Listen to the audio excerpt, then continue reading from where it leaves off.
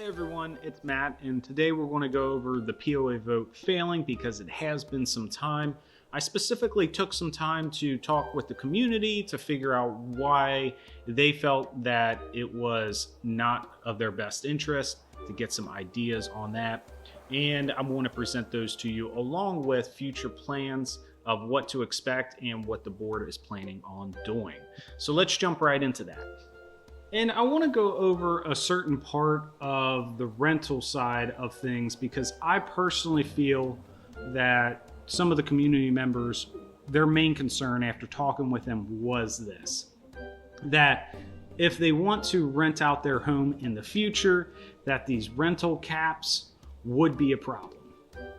And the sad thing is we didn't even get there. And upon reviewing the attorney's videos when we all had that big giant meeting here at the clubhouse, I personally feel like that was bad information that was discussed.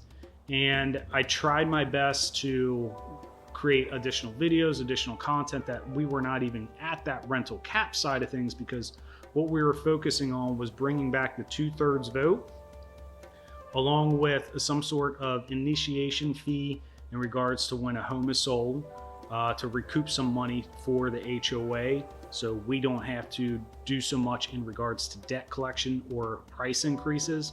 And also the other thing that we were trying to implement was the POA version to go out on the debt collection side of things for the courts and the attorney. Unfortunately, we didn't even get to the rental cap side of things because of this.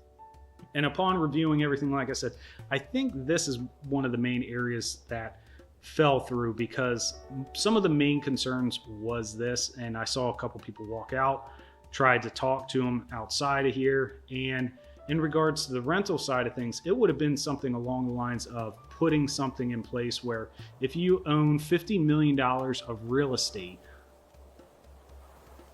that you would not be able to buy homes in our community.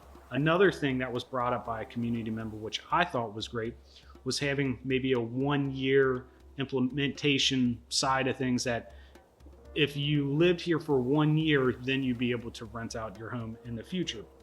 This would stop major insurance companies from coming in and buying up all the homes, because for them, like I talked about in previous videos, insurance company, they're set up just like the government. They have an unlimited money printer, and they could easily come in and buy 50 homes if they want. And now it's open to interpretation as we get closer to that 1/3 vote. Now, another thing that was brought up was, the VA, my military guys, what happens when I go out on tour and I want to rent out my home for maybe 20 or 30 months or something along those lines? Well, we would have been easily able to add in a variant which would have allowed something like that to take place even if they weren't in the community for an entire year. I have plenty of military friends that go out on tours, and we did something very similar in that limelight, but we didn't even get to this point to protect the military side of things when that took place. So the unfortunate thing is with the rental caps, I do feel that this was a major area where there was a lot of confusion. And I personally feel like this is why the POA vote failed, was because of this. And I did my absolute best to go over all this with as many people as I could. But with that being said, it's too late now. So let's dive into the next thing. Now, we just had our budget meeting, and it is looking like our debt for our community is now roughly $220,000.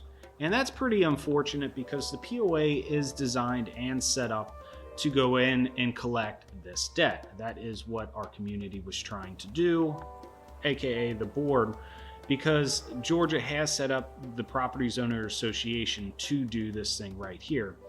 This is not something that the HOA can easily go after, because that is the attorney's job and that is the court's job. So with us, all we can do is provide and put liens on these properties, which is what we're doing. And we are now working with the attorney to see what type of collection process that we can amplify in order to receive this $220,000 that is back debt. And the reason I'm saying that is because there's about 15 homes that are a majority portion of this, aka the bad eggs in our community. But what essentially happens is, as these people, I'm going to draw some fancy artwork for you, go through and they miss their dues. So each one of these is a past lien or due. They just keep collecting.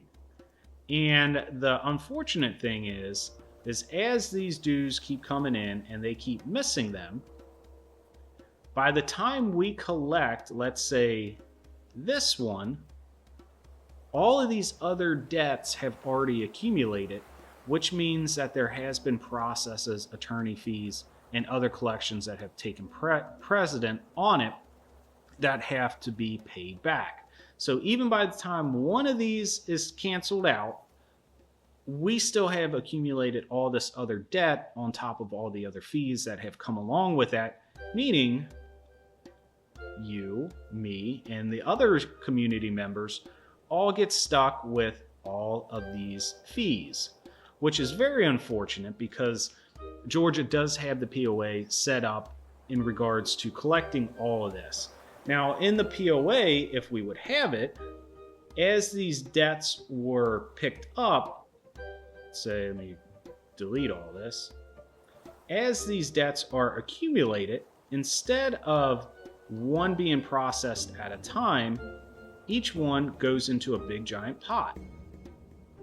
And that pot eventually fills up, and it's not just from the one person, it would be anyone else that has any back dues. All these dues go into this pot. And then from that pot, the simplest way I can process this for everyone is that it goes in front of the courts, and then the collection process is accumulated and taken care of in one foul swoop, instead of individually going after each individual claim. So it is just one giant process, and it is sped up because it's easier for the courts. So since this failed, unfortunately, we are back to the old school way of how we are currently set up, and we're going to be processing each lien individually. And as these accumulate, eventually they'll get paid off. And I say eventually with quotations because it's going to take a long time. But as each one of these are paid off, we still have all of this back dues and fees, which unfortunately goes to us. And I personally feel that everyone else in the community should not have to pay for other people's mistakes. We were trying to do an initiation fee or something when a house is sold, where I think it was $1,500 would go to be paying that down as well to collect our budget. So now that we're unable to collect that money, there really only leaves a few avenues for the HOA to make money. And that is, well, increasing our dues. So we can increase our dues, and we can increase the rent of the community amenities, aka if you rent out a space up here, rent out a grill. So all the rentals have already been discussed. We're going to increase the rents. So if you want to rent out the grill space, or if you want to rent out part of the community space up here, you're going to have to pay a little bit more. I think it was like $100 or something like that. Really cheap to rent out the whole clubhouse. Just understand that's going up, and our dues are going up as well. So we've already checked and conceptualized the budget. They're going to go up about 10%, maybe even a little bit more. And that is because we have to, unfortunately, pay off all that back debt, that $220,000. So as this increases year after year and the slow collection process takes place, understand that we also have maintenance. We also have tree removal.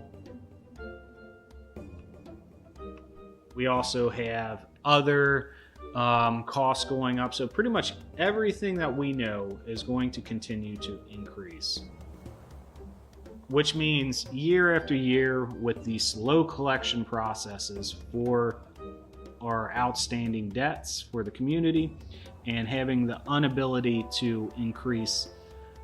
Well, the easiest way to collect this now is to increase dues, because we don't have a way to collect other money from homes and stuff being sold as well. And it's kind of unfortunate, but this due is going to be passed on to you and me. There's no easy way to put it. And as for our dues and everything going up year after year, this is what we voted on. That's the beautiful thing about an HOA, is that it is a community-driven process, essentially a community government. And since we all voted on that, just expect our dues to increase year after year, because there is no easy way for the HOA to collect any money besides increasing dues. And with that being said, I did get some pushback on some social media sites in regards to, oh, well, we have 150 some odd years before anything could take place with a takeover of the HOA. And unfortunately, I disagree with that. And the community member, I do appreciate them taking a long time to get all of the documentation together in regards to the rentals in our community. I think they said there was probably around 80 or so, but we quickly debunked that by just going on to the Savannah MLS, and it looks like we have 110 homes. This actually has gone up since my last video, but there's 110 rentals in our community that the MLS shows for Savannah. And with that being said, we also looked on Zillow and saw quite a few other homes that are being rented as well, but they don't have an LLC. They're not in a trust. So I speculate that we probably still have around 130 to 160 rentals right now. And based off of what we need to have a community takeover, essentially, was that 299 home, like, minimum. And with that, we have the 160, or between 130 and 160 rentals currently. This year alone, the paperwork that they provided said that, they expect 2 homes to be rented out a year. Well, this year, unfortunately, we already have 5, and I know of a 6. And I think they said, 150 years? So if we take that and just divide it by 6, man, it hurts me to even know that.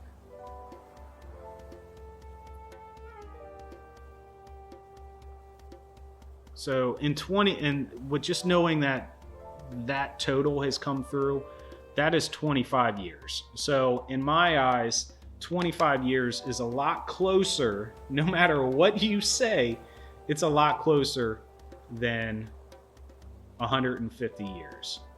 And I know a lot of people are like, well, that's still 25 years. But you have to understand that that's a general average.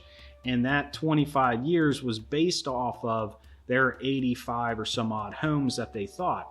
We already have 30 more homes than they were expecting, or actually it probably is more, between 30 and 50 more homes are already rentals than that person projected.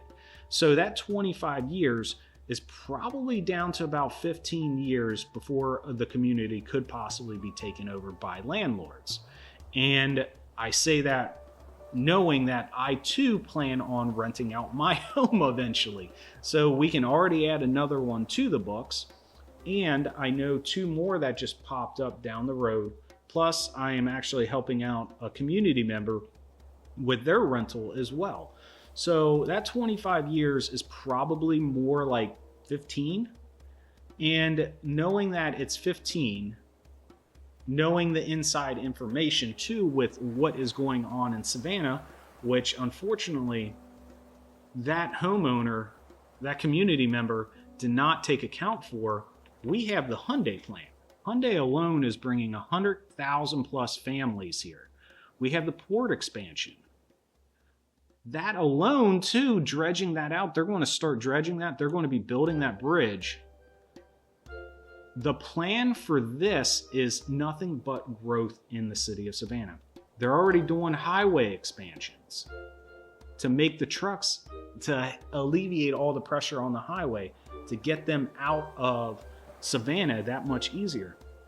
So right there alone, just 100,000 workers. That doesn't include their families. So times that by an average of 3. So that's 300,000 plus people coming here just for Hyundai alone. Now you have the port expansion, you have the highway expansion. This is a very sought after tourist area. Savannah is blowing up left and right no matter which way you look at it. You have all the mega warehouses being built. You have Amazon, you have FedEx. Their main hubs are here because of that port. So again, that community member who put this all together did not account for 500,000 plus people coming here.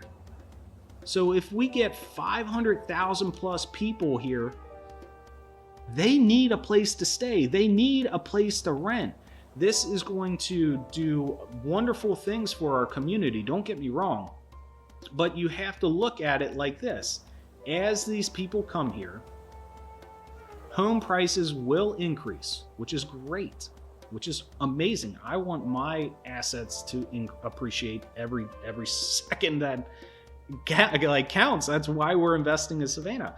But now if we look at our community as a whole, so we'll just put the G for Godley Station.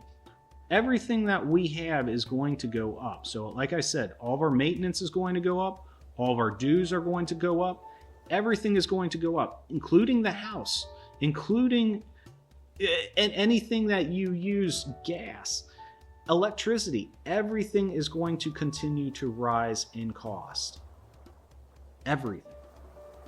Now, as that happens, there are other communities around here that have lower HOA dues.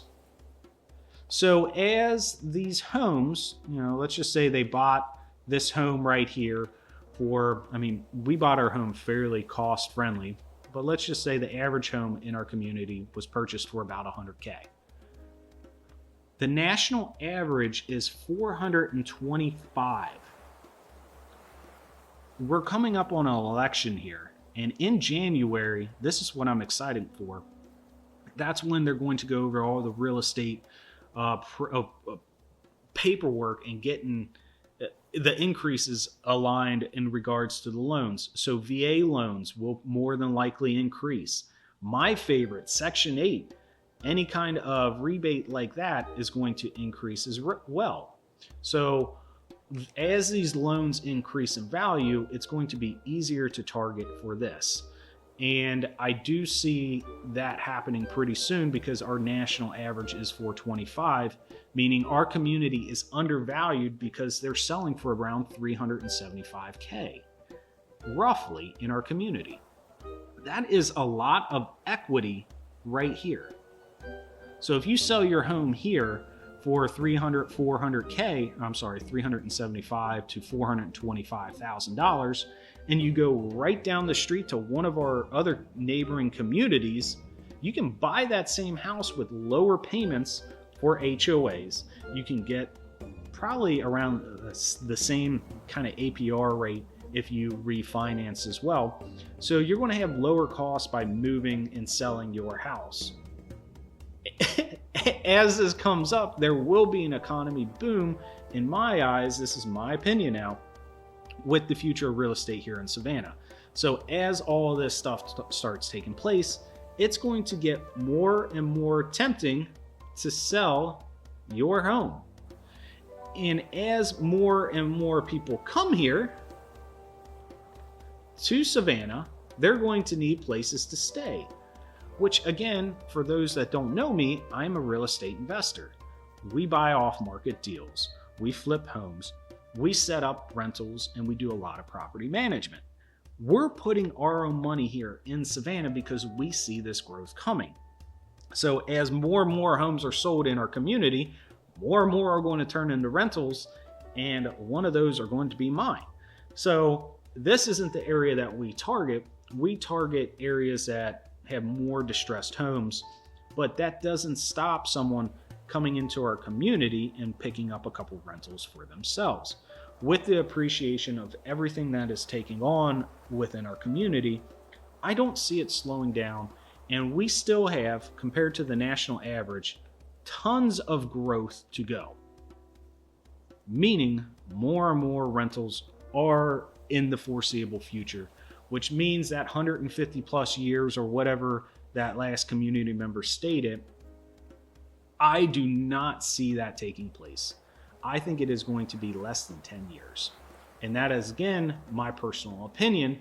But what we have to look at here is everything as a whole.